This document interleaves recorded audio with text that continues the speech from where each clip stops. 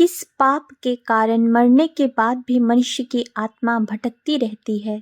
जय श्री कृष्ण। राधे राधे मित्रों, गरुड़ पुराण के अनुसार किस पाप के कारण मरने के बाद आत्मा भटकती रहती है और उन्हें मोक्ष कब प्राप्त होती है, इस रहस्य को हम एक कथा के माध्यम से जानेंगे। मित्रों, यह कथा एक ऐसे व्यक्ति की है जिसने अपने जीवन में अनेक पाप किए और मरने के बाद उसकी आत्मा को शांति नहीं मिली। उसकी आत्मा भटकती रही जब तक उसे मोक्ष का मार्ग नहीं मिला। यह गरुड़ पुराण की कथा है और भगवान श्री हरि विष्णु कहते हैं कि कभी भी व्यक्ति को गरुड़ पुराण की किसी भी कथा को आधा अधूरा नहीं सुननी चाहिए। तो आइए शुरुआत करते हैं आज की इस ज्ञानवर्धक प्रस्तुति की। मित्रों, बहुत समय पहले की बात है। एक छोटे से गांव में एक धनी व्यापारी रहता था जिसका नाम कुलदीप था। कुलदीप के पास अपार धन संपत्ति थी। उसके पास कई घोड़े, बड़ी हवेली और अनगिनत नौकर चाकर थे, लेकिन कुलदीप का स्वभाव अत्यंत स्वार्थी और निर्दयी था। वह अपनी शक्ति और संपत्ति का दुरुपयोग करता था। मित्रों, कुलदीप को अपनी संपत्ति का और अधिकार का अत्यधिक गर्व था। वह खुद को गांव के लोगों से अलग और श्रेष्ठ मानता था। गांव के गरीब किसानों और मजदूरों के प्रति उसका रवैया कठोर था। कुलदीप को लगता था कि उसकी दौलत उसे किसी भी अन्य व्यक्ति से ऊपर बनाती है। उसने कभी दूसरों की मदद नहीं की या उनके दुखों को समझने की कोशिश नहीं की। कुलदीप एक संपन्न परिवार में जन्मा था। उसके पिता भी एक सफल व्यापारी थे जिन्होंने उसे व्यापार की बारीकियां सिखाई। लेकिन कुलदीप ने अपने पिता की मेहनत और ईमानदारी को कभी महत्व नहीं दिया। वह हमेशा आसान रास्तों की तलाश में रहता और अपने लाभ के लिए किसी भी हद तक जा सकता था। कुलदीप अक्सर किसानों से उसकी उपज सस्ते दामों में खरीदता और मुनाफा कमाने के लिए उन्हें ऊंचे कीमतों पर बेचता। यही कोई किसान उसके आदेश का पालन करने से मना करता तो वह उसकी जमीन छीन लेता। कई बार उसने किसानों को उनकी झोपड़ियों से निकाल दिया ताकि वह वहां अपनी नई हवेली बना सके। मित्रों, कुलदीप ने अपनी हवेली और व्यापारिक प्रतिष्ठानों के निर्माण के लिए मजदूरों से अत्यधिक काम करवाया। वह उन्हें सही मजदूरी देने की बजाय उनका शोषण करता। कई मजदूर भूखे प्यासे काम करते करते बीमार हो जाते, लेकिन कुलदीप को उनकी परवाह नहीं होती। कुलदीप अपने व्यापार में भी ईमानदारी का पालन नहीं करता था। वह घटिया सामान ऊंचे दामों पर बेचता और व्यापार में अपने साझेदारों को धोखा देता। उसकी मक्कारी के कारण कई छोटे व्यापारी कंगाल हो गए, लेकिन कुलदीप को इससे कोई फर्क नहीं पड़ता था। वह सिर्फ अपने फायदे से मतलब रखता था। कुलदीप के स्वभाव में दया का कोई अंश नहीं था। गांव के लोग उससे डरते थे और उसकी हवेली के पास जाने से भी कतराते थे।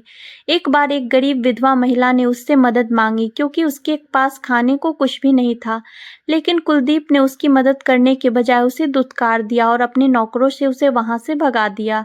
कुलदीप को धर्म और सच्चाई में कोई विश्वास नहीं था। वह पूजा पाठ को समय की बर्बादी मानता था और ईश्वर के अस्तित्व को चुनौती देता था। उसका मानना था कि धन ही सबसे बड़ी ताकत है और अगर उसके पास पैसा है तो उसे किसी और चीज की जरूरत नहीं। गांव के कुछ बुजुर्ग लोग अक्सर उसे चेतावनी देते थे कि उसका यह अहंकार और बुरा स्वभाव एक दिन उसे भारी पड़ेगा, लेकिन कुलदीप ने कभी उनकी बातों पर ध्यान नहीं दिया। मित्रों, एक दिन गांव में एक साधु आए। वह बहुत ज्ञानी और तपस्वी थे। साधु का चेहरा तेजम था और उनकी उपस्थिति से वातावरण पवित्र लग रहा था। गांव वालों ने साधु से अपने जीवन की समस्याओं के समाधान मांगे। साधु ने गांव वालों को सच्चाई, धर्म और कर्म के बारे में बताया। उन्होंने समझाया कि इंसान का हर कर्म उसकी आत्मा पर असर डालता है। साधु ने कहा, कर्म ही जीवन की नींव है। जैसा करोगे वैसा ही फल मिलेगा। जो दूसरों को कष्ट देता है उसकी आत्मा को शांति नहीं मिलती। गांव वाले उनकी बातें सुनकर प्रभावित हुए और उनसे अपने जीवन में सुधार के लिए आशीर्वाद मांगा। जब कुलदीप को साधु के आगमन के बारे में पता चला तो उसने उनका मजाक उड़ाया। उसने साधु को अपनी हवेली में बुलवाया, लेकिन यह दिखाने के लिए कि वह उनसे श्रेष्ठ है। कुलदीप ने साधु से कहा, धर्म और सत्य की बातें गरीबों के लिए है, मेरे लिए केवल धन ही महत्वपूर्ण है। मित्रों, फिर साधु महात्मा ने गंभीर स्वर में कहा, कुलदीप, तुम्हारे कर्म तुम्हारी आत्मा को बांध रहे हैं। यदि तुम नहीं बदले तो तुम्हारी आत्मा मरने के बाद भी शांति नहीं पाएगी। तुम अनंत काल तक भटकते रहोगे। लेकिन कुलदीप ने साधु की बात को हल्के में लिया और अपनी बुरी आदतें जारी रखी। साधु ने जाते जाते कहा, यह मत भूलो कि जीवन का उद्देश्य केवल धन कमाना नहीं, बल्कि सच्चे कर्म करना है। जब मृत्यु तुम्हारे सामने होगी तो तुम्हारा धन तुम्हें नहीं बचा पाएगा। साधु की चेतावनी के बाद भी कुलदीप ने उनकी बातों को अनसुना कर दिया। फिर कुछ वर्ष बाद कुलदीप बीमार और पड़ा और उसकी मृत्यु हो गई। जब उसकी आत्मा ने शरीर छोड़ा तो उसने खुद को एक अंधेरे और भयानक स्थान पर पाया। यह एक ऐसी जगह थी जहाँ केवल पीड़ा और विलाप था। उसने वहाँ कई आत्माओं को देखा जो रो रही थी और जोर जोर से चिल्ला रही थी। मित्रों, आगे बढ़ने से पहले कृपया इस वीडियो को एक लाइक अवश्य करें, साथ में कमेंट में जय श्री हरि विष्णु लिखकर ईश्वर को अपना आभार व्यक्त करें। तो चलिए आगे बढ़ते हैं। मित्रों, कुलदीप ने डरते हुए पूछा, यह स्थान कौन सा है और मैं यहाँ क्यों हूँ? तभी यमराज प्रकट हुए। उन्होंने कहा, यह तुम्हारे पापों का परिणाम है। कुलदीप, तुम्हारे जीवन में किए गए बुरे कर्मों से तुम्हें इस स्थान पर लाया है। अब तुम्हारी आत्मा को तब तक शांति नहीं मिलेगी जब तक तुम अपने कर्मों का प्रायश्चित नहीं करते। कुलदीप की आत्मा ने विलाप किया, मैंने क्या किया? मुझे अपने पापों का एहसास हो रहा है, कृपया मुझे एक मौका दे। मित्रों, फिर यमराज के निर्णय के बाद कुलदीप की आत्मा अंधेरे जंगलों, वीरान पहाड़ों और सुनसान स्थानों में भटकने लगी। हर जगह उसे अपने बुरे कर्म याद आते। उसने जिन गरीबों को सताया था उनकी चीखें उनके कानों में गूंजती थी। सबसे पहले कुलदीप की आत्मा को घने और डरावने जंगल में ले जाया गया। यह जंगल जीवित प्रतीत होता था और वहाँ हर पत्ता, हर वृक्ष उसके पापों की कहानियां कह रहा था। जंगल के बीच उसे एक भूखा किसान दिखाई दिया जिसे कुलदीप ने अपने खेत से निकाल दिया था। किसान की आत्मा अब भी भूख और अपमान का दर्द महसूस कर रही थी। किसान की आत्मा ने कहा, कुलदीप, तुम्हारे लालच ने मुझे और मेरे परिवार को बर्बाद कर दिया। मैं तुम्हें कभी क्षमा नहीं करूंगा। कुलदीप ने माफी मांगी लेकिन किसान की आत्मा दूर चली गई। मित्रों, फिर इस प्रकार कुलदीप की आत्मा एक ऊंचे और ठंडे पहाड़ पर पहुंची। वहां उसे दूर से मजदूर दिखाई दिए जिसने उसने अपने महल का निर्माण करवाया था। उन्होंने ठंड और भूख के कारण अपनी जान गंवाई थी। मजदूरों की आत्माएं चिल्लाई, हमारी मेहनत का फल हमें नहीं मिला, तुम्हारे कारण हमारे बच्चे अनाथ हो गए। कुलदीप की आत्मा उनके दर्द को देखकर रो पड़ी, लेकिन मजदूरों की आत्मा ने उसे क्षमा नहीं किया। इसके बाद कुलदीप की आत्मा को एक उफनती नदी ले जाया गया। यह नदी उसकी आत्मा को डुबोने के लिए प्रतीत हो रही थी। नदी के पानी में उसने उन व्यापारियों की छवियां देखी जिन्हें उसने धोखा दिया था। उन्होंने रोते हुए कहा, कुलदीप, तुम्हारे छल ने हमें कंगाल कर दिया, हमारे परिवार भूखे मर गए। कुलदीप ने अपनी आत्मा की पूरी शक्ति से उनसे क्षमा मांगी, लेकिन नदी ने उनकी पुकार को अनसुना कर दिया और उसकी आत्मा को डूबने का एहसास कराया। यह एक ऐसा अनुभव था जो कभी खत्म नहीं होता। फिर कुलदीप की आत्मा भटकते भटकते एक घने वन में पहुंची जहां उसने एक दिव्य प्रकाश देखा। उस प्रकाश में एक महान तपस्वी तपस्या में लीन थे। उनके चारों ओर एक पवित्र आभा थी। कुलदीप की आत्मा को लगा शायद यही उसे मुक्ति का मार्ग दिखा सकते हैं। कुलदीप की आत्मा आरसी के पास पहुंची और गिड़गिड़ाकर बोली, हे महात्मा, मैं अपने पापों के कारण अनंत काल में से भटक रहा हूँ, मुझे इस पीड़ा से मुक्त करने का उपाय बताइए। ऋषि ने अपनी आंखें खोली और गंभीर स्वर में कहा, हे आत्मा, तुमने अपने जीवन में जो कर्म किए हैं उनके परिणाम स्वरूप तुम यह कष्ट भोग रहे हो, लेकिन हर आत्मा को सुधार का एक अवसर दिया जाता है। ऋषि ने कुलदीप की आत्मा को प्रायश्चित का मार्ग बताया। उन्होंने कहा, तुम्हें अपने किए गए पापों का प्रायश्चित करना होगा, उन आत्माओं से माफी मांगनी होगी जिन्हें तुमने कष्ट दिया था। इसके अलावा तुम्हें पुण्य कर्म करने होंगे ताकि तुम्हारी आत्मा पर लगे पापों के धब्बे धुल सकें। कुलदीप ने कहा, महात्मा, मैं यह सब कैसे कर सकता हूँ, मैं तो एक भटकती आत्मा हूँ। फिर ऋषि ने अपने तपोबल से कुलदीप की आत्मा को यह दी वह उन आत्माओं के पास जाकर उनसे क्षमा मांग सके जिसके साथ उसने अन्याय किया था। साथ ही उन्होंने कुलदीप की आत्मा को कुछ पुण्य कार्यों को पूरा करने की जिम्मेदारी भी सौंपी। कुलदीप की आत्मा ने सबसे पहले उन किसान की आत्मा से माफी मांगी जिसे उसने भूखा प्यासा अपने खेत से निकाल दिया था। फिर वह उन मजदूर के पास गया जिनसे उसने अमानवीय व्यवहार किया था। हर आत्मा ने उनकी सच्ची माफी को स्वीकार किया और उसे क्षमा किया।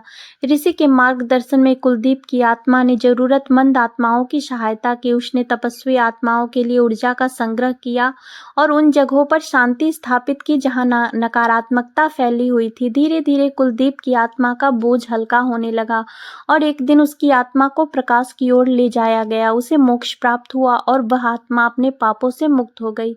मित्रों, हम आपको बता दें कि मनुष्य की औसत आयु तय है, लेकिन बहुत लोगों की कम उम्र में कष्टकारी एवं असमय मृत्यु हो जाती है। लेकिन सभी मृत्यु के कारण अलग अलग होते हैं। तो आइए गरुड़ पुराण के अनुसार जानते हैं कि क्या कभी सभी असमय मृत्यु को अकाल मृत्यु कहा जाएगा या कुछ कारणों से हुई मृत्यु को अकाल मृत्यु कहते हैं। यह क्यों होता है और अकाल मृत्यु को प्राप्त आत्माओं के साथ क्या होता है?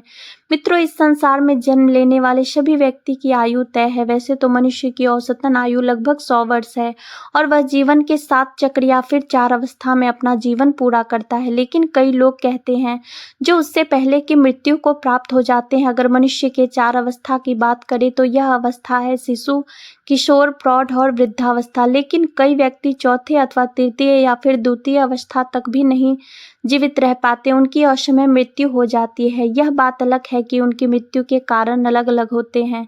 सवाल यह है कि क्या ऐसे सभी असमय मृत्यु को अकाल मृत्यु कहेंगे या फिर कुछ कारणों से हुई मौत को ही अकाल कहेंगे? और गरुड़ पुराण के अनुसार ऐसी अकाल मृत्यु को प्राप्त आत्माओं के साथ मृत्यु के बाद क्या होता है? मित्रों, गरुड़ पुराण के अनुसार वो मनुष्य जो असमय मृत्यु को प्राप्त हो जाता है लेकिन शरीर त्यागने के बाद भी उसकी आत्मा इस संसार का त्याग नहीं करती बल्कि अपना जीवन काल पूरा करने के लिए इस संसार में बनी रहती है, उसे ही अकाल मृत्यु कहते हैं।